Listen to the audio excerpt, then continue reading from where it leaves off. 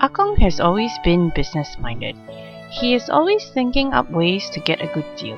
He was one of those who wanted to do parallel importing of cars before it became popular. Even now he is trying to get the government to grant him special car COE for his immobility. Growing up in a family of 7, Akong was the middle child after 3 girls. He was the oldest of 3 boys before another sister. In school, he liked to play badminton and soccer, as well as go camping with the Boy Scouts.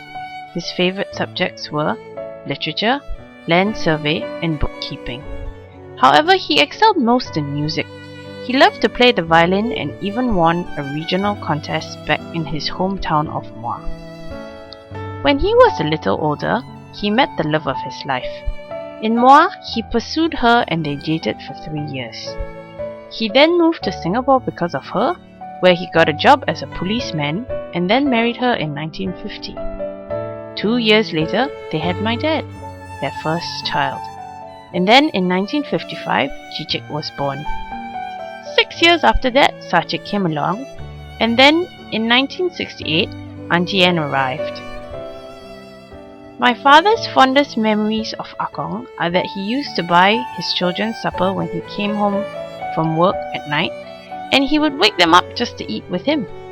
He passed his love of football on to my dad by bringing him to watch many football matches. He also taught my dad how to eat curry when he was only just 3 years old. When all the boys were married, Auntie Anne went to Canada to study, so he decided to follow her there. When Amma retired, she joined him there and stayed for quite a few years to look after their precious daughter. But that did not stop Auntie Anne from finding a boyfriend and getting married and settling down there. The grandchildren were one of Akong's greatest joys. Wei, Ram, Jen, Ruth Ann, Tush, Daniel John, Ben, Evan, Nathan, and Alexis. They gave Akong and Amma much happiness whenever they went to Vancouver to visit their Amma and Akong, and the trips up there were always highly anticipated by everyone. He loved to take videos of them skiing or playing in the snow, and always wanted to be where the action was so he could capture these memories on film.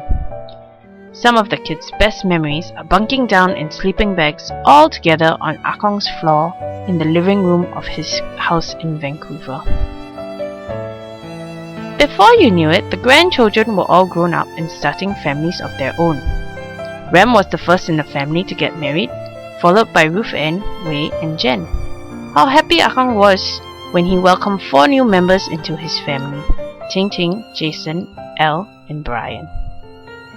The newest additions to arrive were Gavin, Michael, and Elise.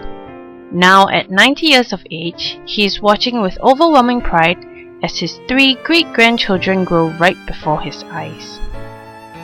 Akong is still very much determined to live an independent life. He's still able to drive and bring Amma to all her various doctor's appointments. He's also planning a trip to Vancouver to see all his old friends. He has not let his various ailments slow him down, and his mind is still as sharp as ever. Happy birthday, Akong. May the years to come be filled with as much joy as the past 90 have been.